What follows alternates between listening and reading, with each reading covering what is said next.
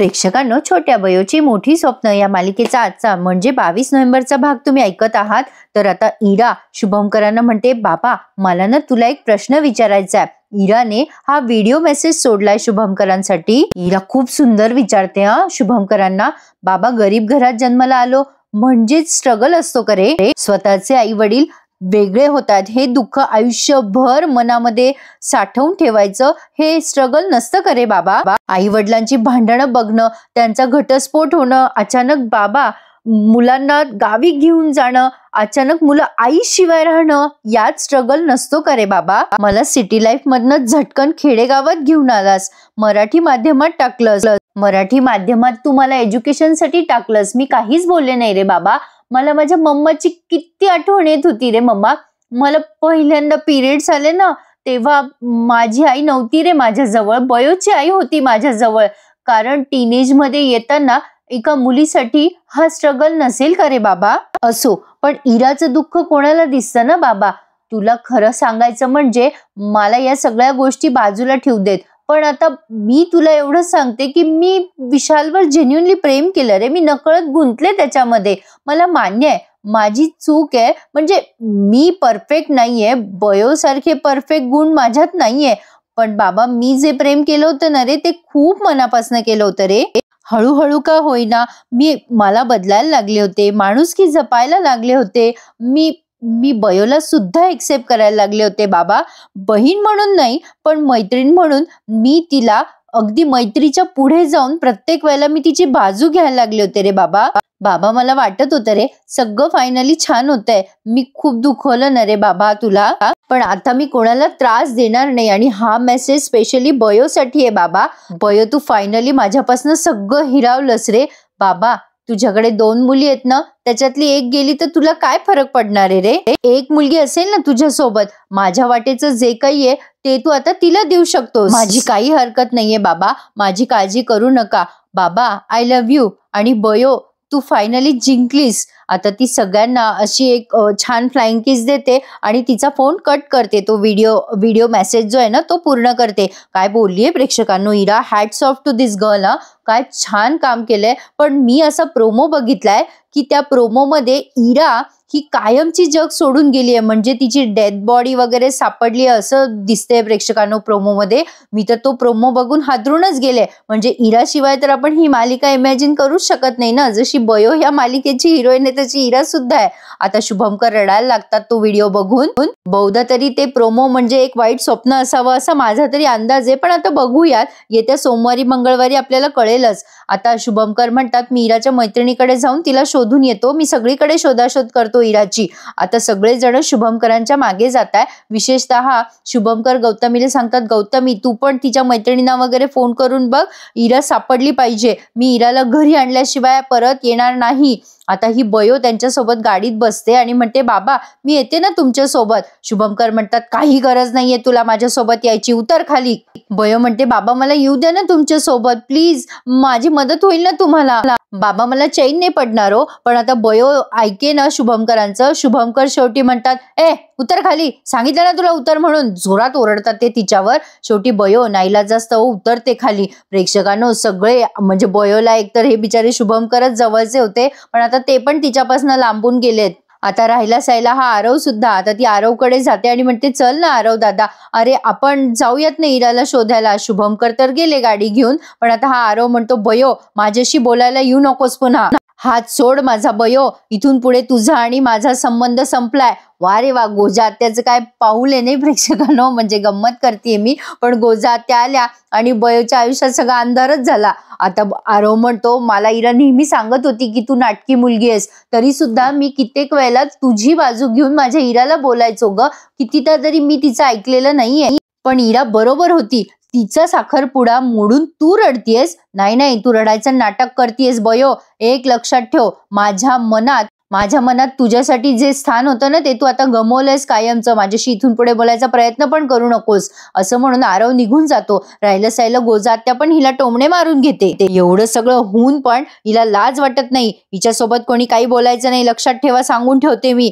असं म्हणून गोजा आत्या पण आता वर निघून गेलीये। रमाकांत सुमनला म्हणतो, कळलं ना तुला आता, चल चुपचाप चल इथून आणि मला काहीतरी खायला घाल. सुमनला सुद्धा कोणी बोलू देत नाहीये बयो सोबत. आता बघा प्रेक्षकांनो, गौतमी बयोला म्हणते, म्हणजे सगळेजण गेल्यावर ही बयोचा हात धरते आणि म्हणते, झालं ना आता तुझ्या मनासारखं, आता माझ्या मनासारखं होणार.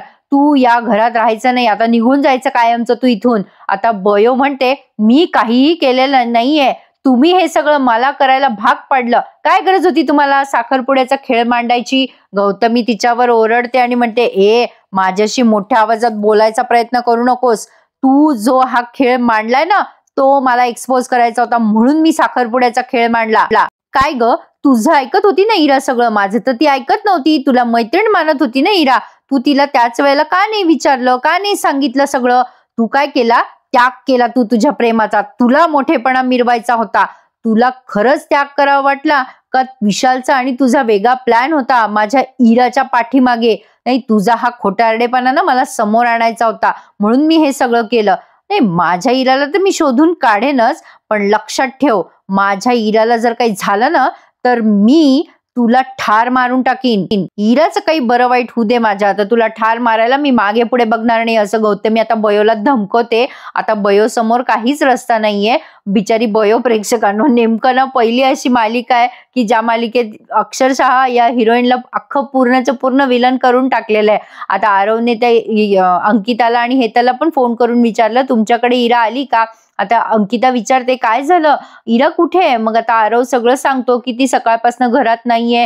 हेतल म्हणतो, नाही ना, आमचा आणि तिचा तर कालपासून काहीच कॉन्टॅक्ट झालेला नाहीये. आता या दोघी पण बिचाऱ्या टेन्शन मध्ये. मग गौतमी तो फोन रिसीव्ह करत त्या दोघींना सांगते, काहीही करा, माझ्या इराला शोधून काढा.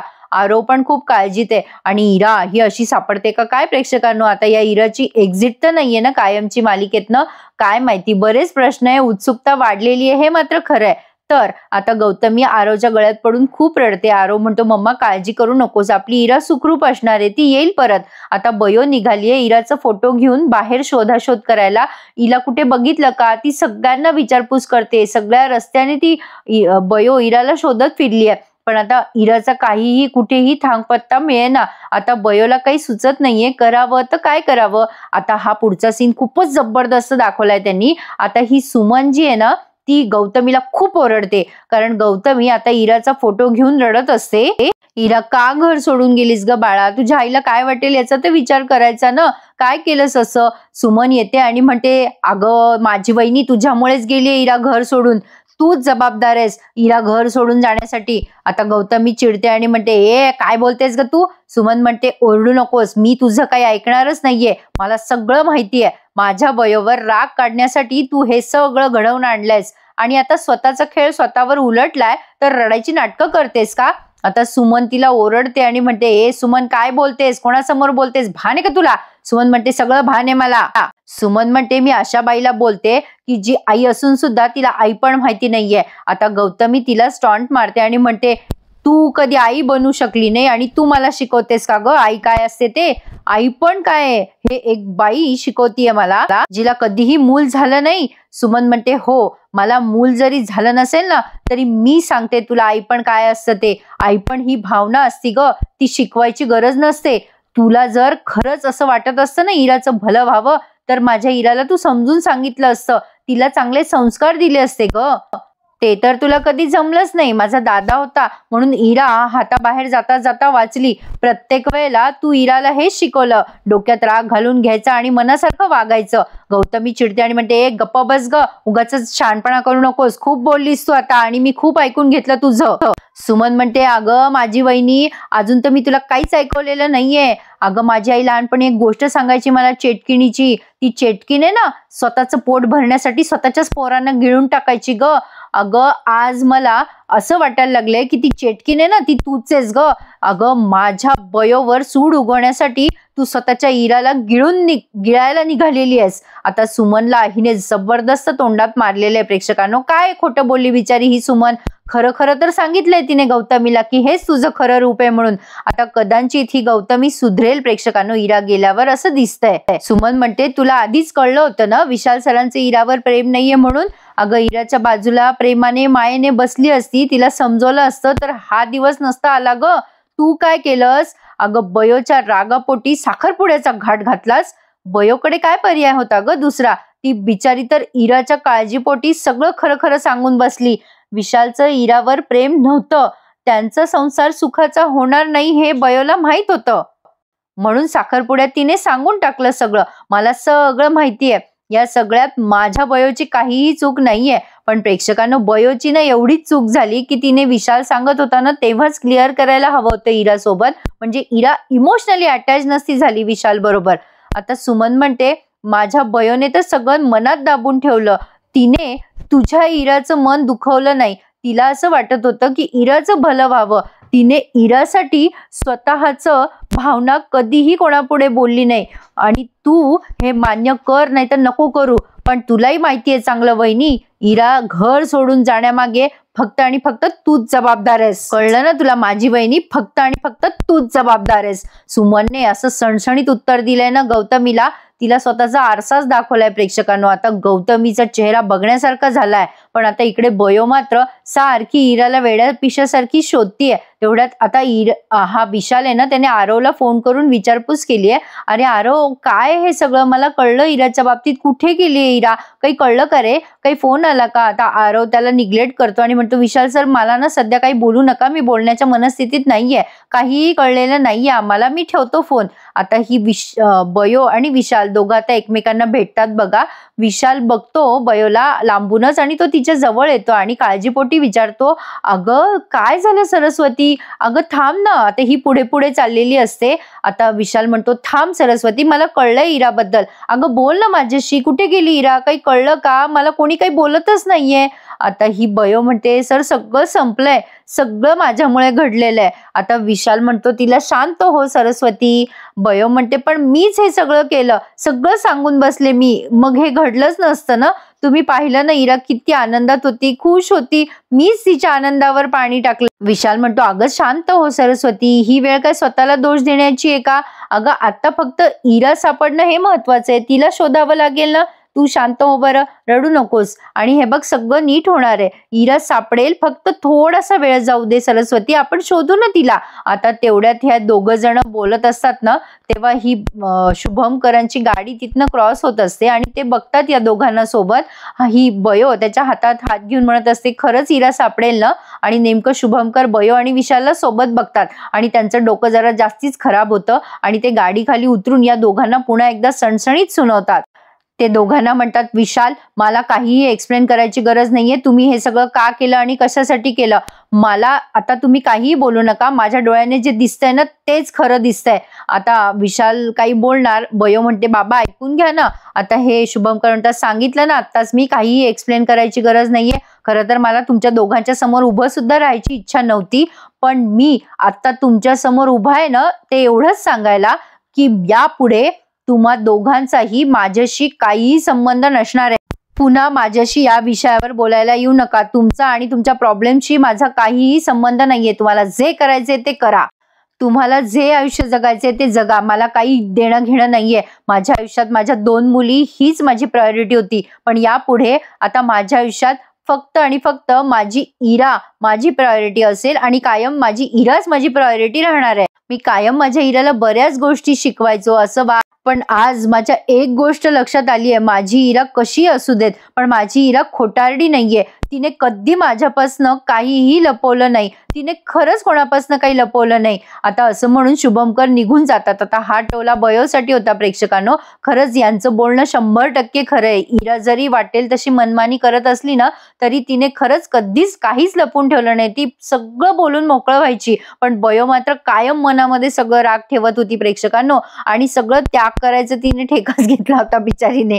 असो, आता ती म्हणते, बाबा मी तुमच्या पाया पडते, मी इराच्या भल्यासाठी केलं, हे सगळं माझं ऐकून घ्या ना. पण आता मात्र ते डॉक्टर शुभमकर तिथून निघून जातात. आता भारतीताईंना दिलेला शब्द, हिला डॉक्टर करायचं स्वप्न सगळं विसरले बरं का ते.